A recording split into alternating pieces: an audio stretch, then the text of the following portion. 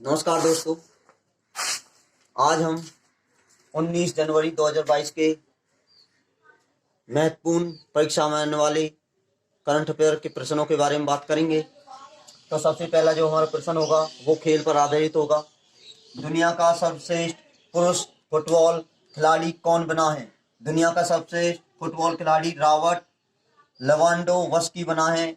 ये पोलैंड देश के हैं। इन्होंने मेसी और मोहम्मद सलाह को पछाड़ते हुए पहला स्थान ग्रहण किया है।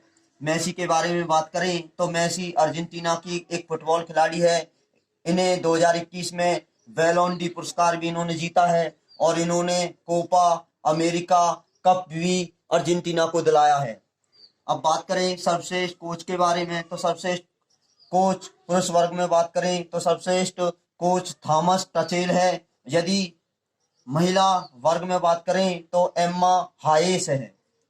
और इस पूरे प्रोसेस में जो अध्यक्ष थे वो थे क्रिस्टियानो रोनाल्डो। क्रिस्टियानो रोनाल्डो के बारे में बात करें तो यह फुटबॉल के सबसे ज्यादा सर्वश्रेष्ठ प्रसिद्ध खिलाड़ी हैं जो ब्राजील से संबंध रखते हैं। इन्होंने सबसे ज्यादा फुटबॉल में गोल करने का लक्ष्य प्राप्त किया है। अब बात करते हैं फुटबॉल फीफा वर्ल्ड कप के बारे में।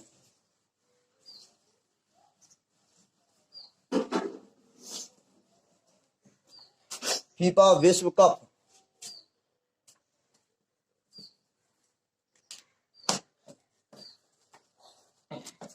अब हम बात करते हैं फीफा विश्व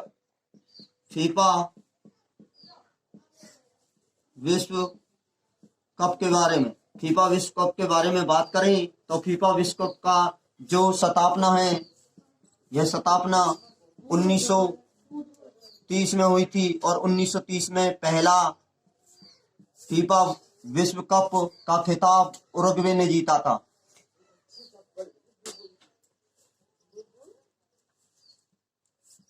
उरुग्वे ने जीता था। अब बात करें कि वर्तमान में फीफा वर्ल्ड कप किसने जीता है? वर्तमान में जो जीता है वो जीता है फ्रांस ने। फ्रांस ने जीता है। किसे हराकर? ये फ्रांस क्रोएशिया को हराकर ये विजेता तो रहा है। इसमें विजेता की बात करें तो फ्रांस 2018 का था। ये 2018 फ्रांस। अगर यदि उपविजेता की बात करें, विजेता की बात की जाए तो इसका उप विजेता था क्रोएशिया।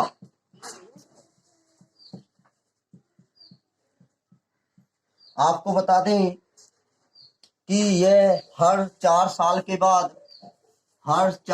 बाद फीफा वर्ल्ड कप होता है। 4 साल के बाद फीफा वर्ल्ड कप होता है। और 2022 का जो फीफा वर्ल्ड कप होगा, 2022 का फीफा वर्ल्ड कप कतर में होगा,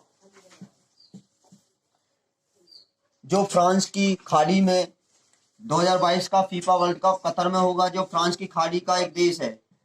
फ्रांस की खाड़ी का एक देश है। अब बात करें फ्रांस के बारे में। फ्रांस के अंदर जो 33वें ओलंपिक खेल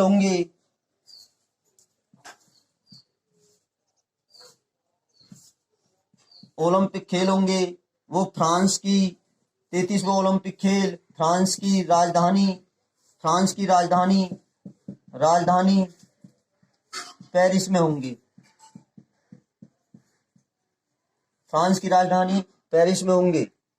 अगर आपको बता दें कि आप कमेंट बॉक्स में बताएं पेरिस में किसका मुख्यालय है? पेरिस में किसका मुख्यालय है, हेडक्वार्टर है? और आपको बता दें कि 32वें जो ओलंपिक खेल हुए हैं,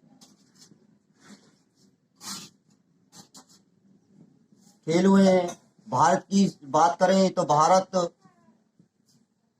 नंबर में देखें तो 48वें नंबर पर आया था। यदि देखें कितने अवार्ड जीते हैं, कितने मेडल जीते हैं, मेडलों की बात करें तो मेडल भारत ने 7 जीते हैं,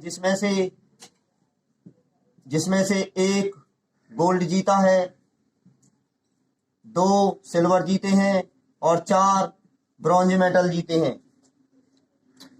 तो आपको बता देते हैं पेरिस में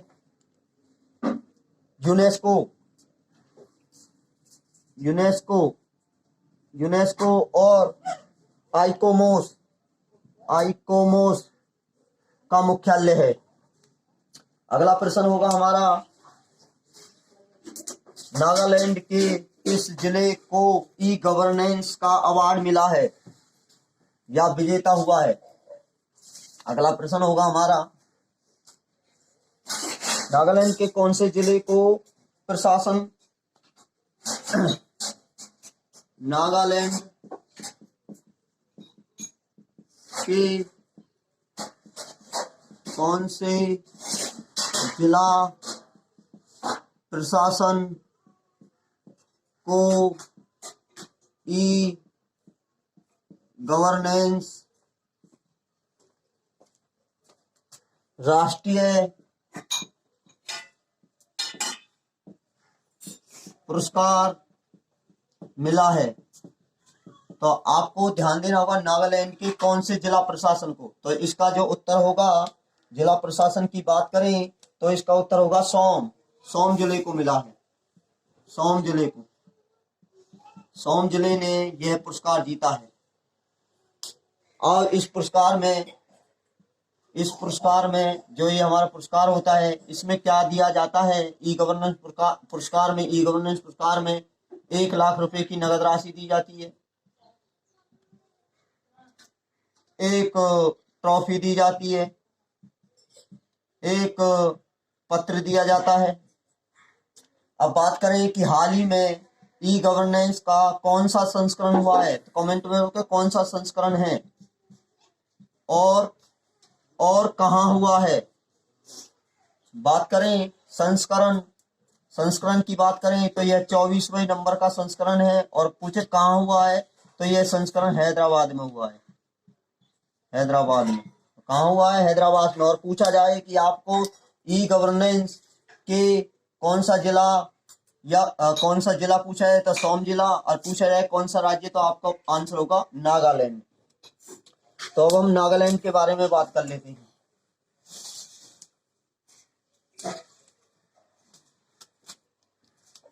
नागालैंड के बारे में बात करें तो नागालैंड की जो स्थापना होती है वह 30 नवंबर 1963 को इसका गठन होता है। और यह 16वें नंबर का राज्य बनता है।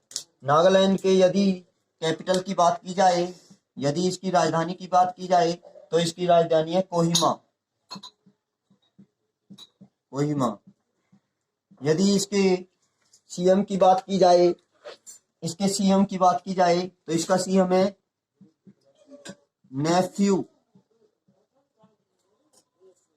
नेफ्यू रियो। अगर इसके गवर्नर की बात की जाए तो इसका गवर्नर है जगदीश मुखी।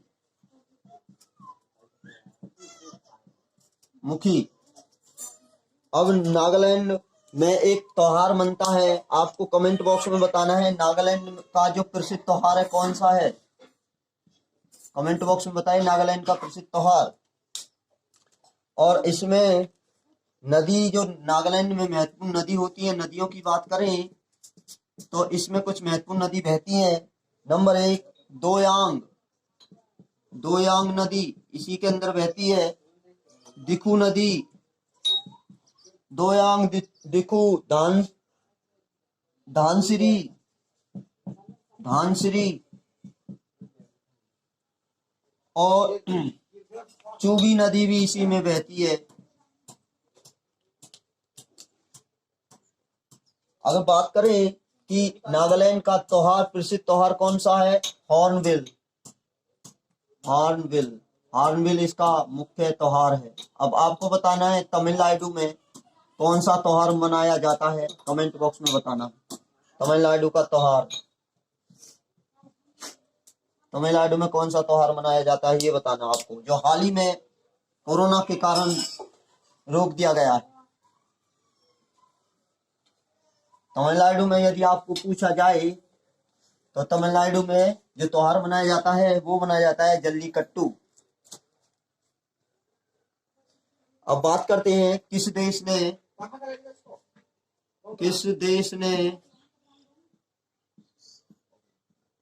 कृत्रिम चंद्रमा का निर्माण किया है। तो आपका उत्तर होगा किस देश ने कृत्रिम चंद्रमा का निर्माण किया है, तो उत्तर होगा चाइना। चाइना ने निर्माण किया है। और चाइना ने बीते वर्ष में कृत्रिम सूर्य का भी निर्माण किया था। आगे बात करें चाइना की राजधानी के बारे में, तो चाइना की जो राजधानी है, कैपिटल के बारे में बात की जाए तो इसकी राजधानी है बीजिंग। बीजिंग इसकी राजधानी है। बीजिंग के अंदर जो सबसे बड़ा शहर है वो है शंघाई। शंघाई के बारे में बात करें तो शंघाई में ब्रिक्स बैंक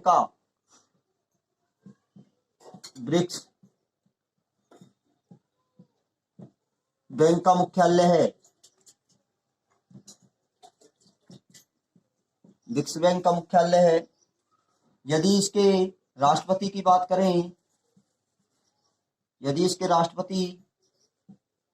करें तो इसका राष्ट्रपति का नाम है शी जिनपिंग। शी जिनपिंग इसके राष्ट्रपति हैं। और चाइना के बारे में और विशेष बात करें, क्षेत्रफल की दृष्टि से बात करें, क्षेत्रफल की दृष्टि से कौन से नंबर का है, तो क्षेत्रफल की दृष्टि से तीसरे नंबर का है। तो पहले नंबर पर रूस, दूसरे नंबर पर कनाडा और तीसरे नंबर पर चाइना। और हम भारत कौन से नंबर पर है आप कमेंट बॉक्स में बताएं क्षेत्रफल की दृष्टि से। तो क्षेत्रफल की दृष्टि से भारत कौन से नंबर पर है आपको कमेंट बताना है। आप पूछे जनसंख्या की दृष्टि से चीन कौन से नंबर पर है, तो आपका उत्तर होगा पहले नंबर पर है। अगर पूछे जनसंख्या की दृष्टि से भारत कौन से नंबर पर है, तो आपका उत्तर होगा दूसरे नंबर पर। और भारत क्षेत्रफल की दृष्टि से पूछा जाए तो आपका उत्तर होगा 7वें नंबर पर होगा। अगला प्रश्न, हाल ही में रूस और भारत के बीच कौन सा युद्ध अभ्यास हुआ है? भारत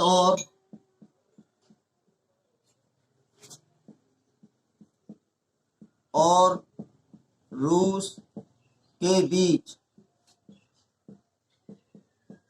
कौन सा युद्ध अभ्यास हुआ है? तो आपका उत्तर होगा, इसके बीच युद्ध अभ्यास पूछा जाए तो इसका उत्तर है पासेज युद्ध अभ्यास। और ये पूछा जाए आपको कहाँ हुआ है, तो आपका कहाँ पूछा जाए तो ये होगा अरब सागर में। तो आपको प्रश्न बताना है भारत का पहला स्वदेशी, कमेंट बॉक्स में बताना है भारत का पहला स्वदेशी विमान वाहक का नाम क्या है, आपको कमेंट बॉक्स में बताना है। अरब सागर में हुआ है। अब हम कुछ महत्वपूर्ण युद्ध अभ्यास के बारे में बात कर लेते हैं। भारत और रूस के मध्य युद्ध अभ्यास। भारत और रूस के मध्य कुछ युद्ध अभ्यास होते हैं। इंद्र पासेक्स,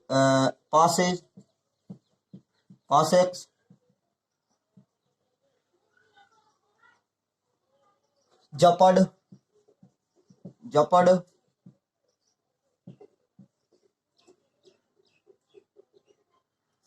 सेंटेक्स, ये सब युद्ध अभ्यास भारत और रूस के मध्य होते हैं। तो भारत का पहला स्वदेशी विमान वाहक का नाम क्या है, तो आपको बता दें इसका नाम है विक्रम। विक्रम। तो हम कुछ महत्वपूर्ण युद्ध अभ्यासों के बारे में जान लेते हैं आगे। महत्वपूर्ण युद्ध अभ्यास के बारे में जान लेते हैं। अन्य युद्ध अभ्यास के बारे में बात करें तो आपसे पूछ रहा है हैंड इन हैंड।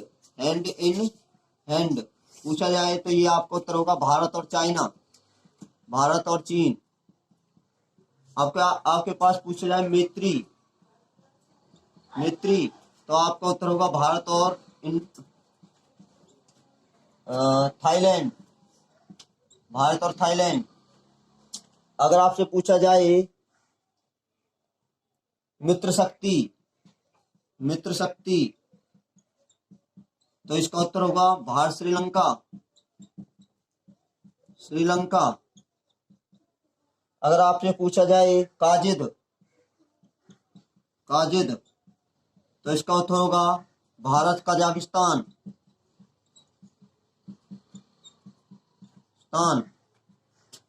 अब आपसे पूछा जाए ब्रिज प्रहार तो इसका उत्तर होगा भारत और अमेरिका।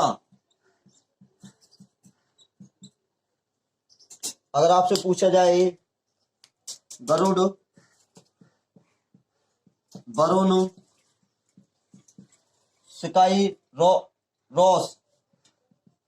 स्काई रोस तो आपका उत्तर होगा भारत और फ्रांस।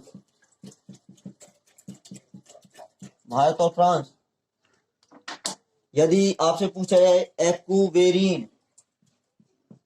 एक्वेरिन किसके मध्य होता है तो आपका उत्तर होगा एक्वेरिन ये होगा भारत और मालदीव। ये कुछ महत्वपूर्ण युद्ध अभ्यास थे जो भारत और अन्य देशों के साथ होते हैं। पहला हैंड टू हैंड भारत और चाइना के बीच, मैत्री भारत और थाईलैंड के बीच, मित्र शक्ति भारत और श्रीलंका के बीच, काजिंद भारत और कजाकिस्तान के बीच, ब्रिज प्रहार भारत और अमेरिका के मध्य, गरुड़ वरुण और सिकाइरोस भारत और फ्रांस के मध्य, एक्वेरिन भारत और मालदीव के मध्य। अब आपको बताना है कौन से देश ने आपातकालीन भुखमरी घोषित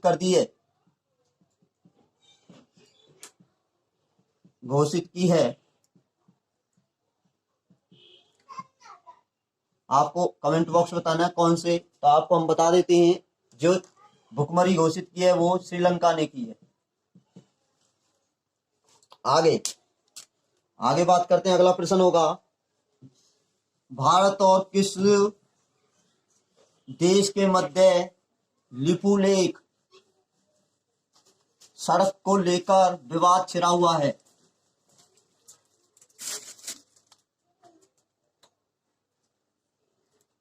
भारत और किस देश के मध्य लिपुलेख विवाद लिपुलेख सड़क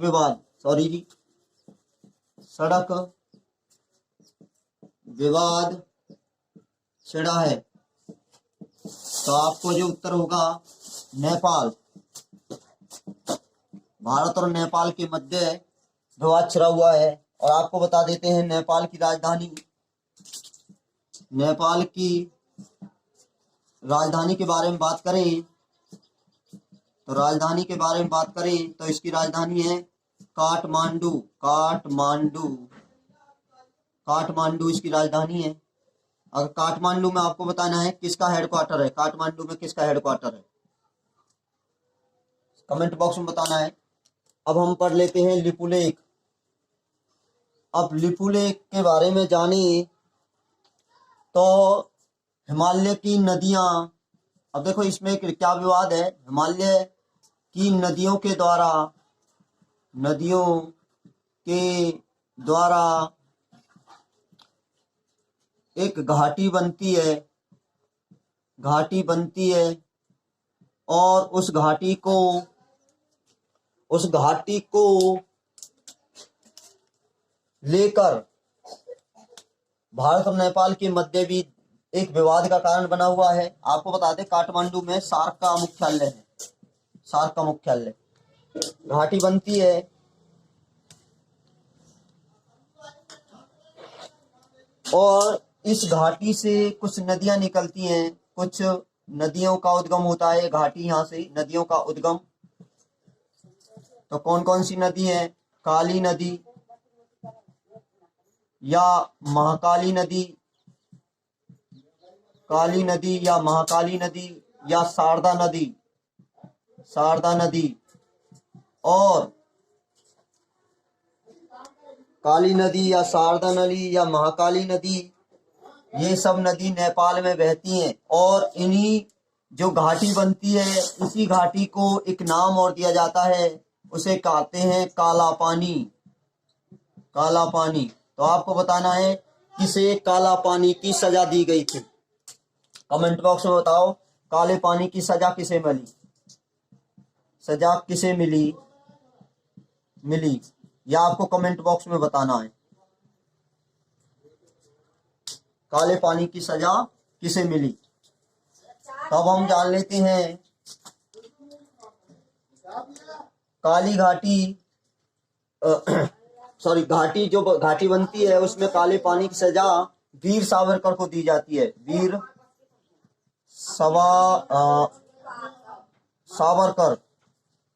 सावरकर को काले पानी की सजा दी जाती है। अब बात करते हैं काली घाटी। जो एक घाटी होती है, इस घाटी के समीप एक दर्रा भी होता है जिसे कहते हैं लिपू लेक दर्रा। ये कहाँ है? ये लिपू लेक दर्रा उत्तराखंड में है।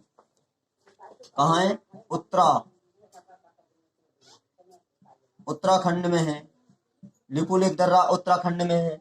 अब उत्तराखंड के बारे में बात करें तो उत्तराखंड में कुछ, अब देखो उत्तराखंड के बारे में बात करते हैं हम।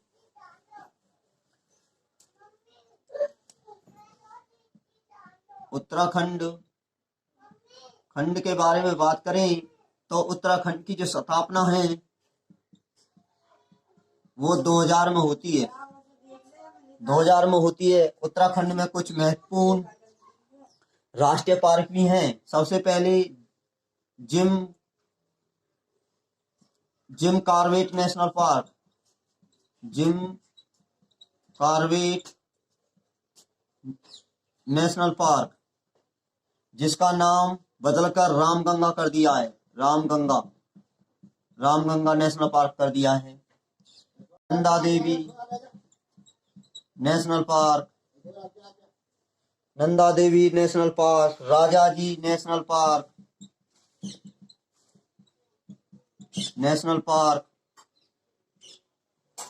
Gangotri national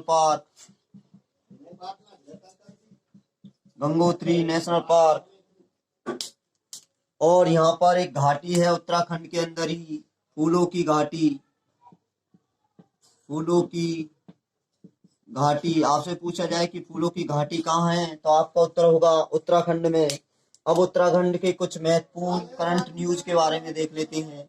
current news about Uttarakhand जो चर्चा में रही है। पहले बात करें तो उत्तराखंड में भारत का पहला, यहाँ पर उत्तराखंड में भारत के पहले के बारे में बात कर रहे हैं। उत्तराखंड में भारत का पहला वन चिकित्सा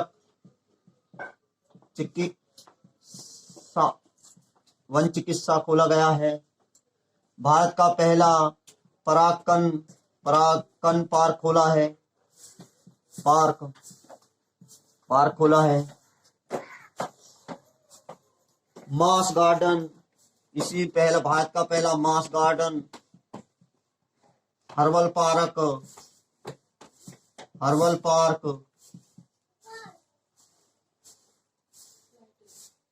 हिम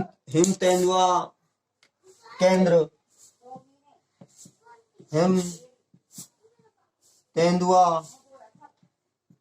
केंद्र इसी में खोला है। सुरभि वाटिका सुरभि वाटिका, ये उत्तराखंड के कुछ महत्वपूर्ण करंट न्यूज हैं। कोई ना कोई प्रश्न इसमें से अवश्य आपकी परीक्षा में आने वाला है। और उत्तराखंड का जो राजधानी होती है, आपको पता है राजधानी, उत्तराखंड की जो राजधानी है वो राजधानी जिसका नाम है देहरादून। यह 100% साक्षरता देने वाला पहला जिला बना है। सॉरी, हाँ सही है, पहला जिला बना है 100% साक्षरता देने वाला। यदि हम रिपोर्ट की बात करें, सबसे ज्यादा राज्य की बात की जाए साक्षरता में, तो सबसे ज्यादा जो साक्षर राज्य है वो है केरल। और आपको बताना है कमेंट बॉक्स में सबसे ज्यादा गरीबी वाला राज्य कौन है। कमेंट बॉक्स में बताएं सबसे ज्यादा गरीबी वाला राज्य कौन है।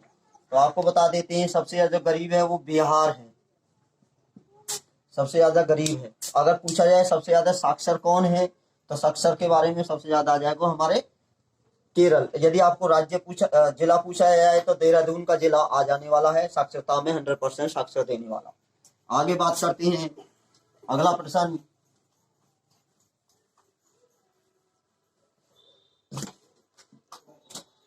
The state of the world, the state of the world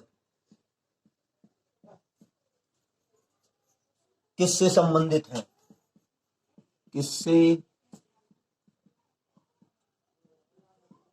है? The state of the world किससे संबंधित है?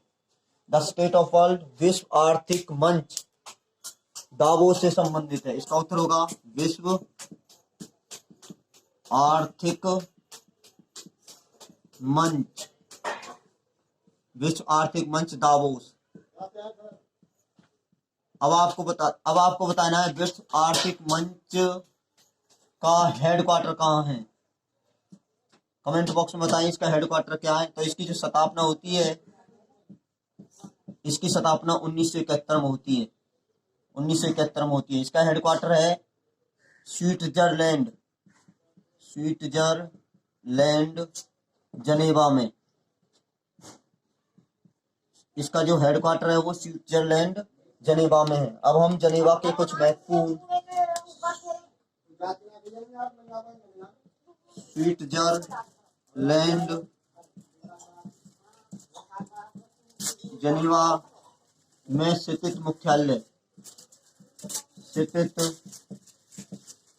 मुख्यालय किस किस के मुख्यालय हैं जनेवा में, जान लेते हैं हम। सबसे पहले WHO वर्ल्ड हेल्थ ऑर्गेनाइजेशन, उसके बाद WTO world trade organisation, red cross विश्व मौसम विज्ञान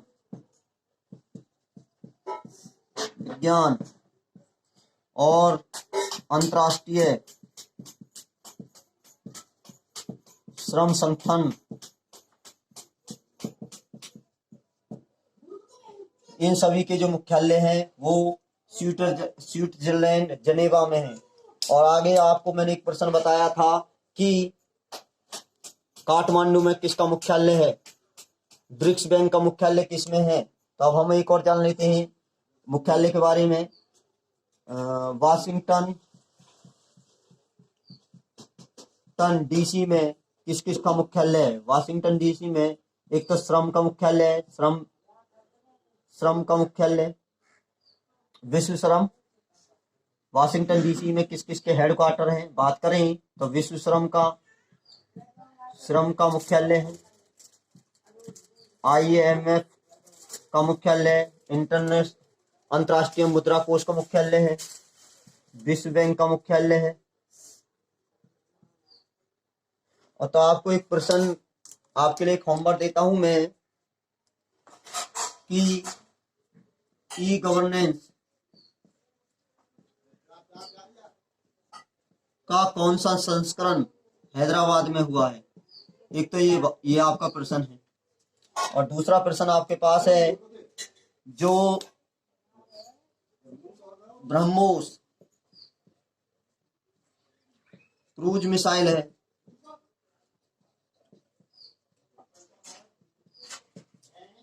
है, वो कैसी मिसाइल है। और अगला प्रश्न, इसरो का नया अध्यक्ष कौन बना है। इन सभी प्रश्नों के उत्तर आप कमेंट बॉक्स में दें।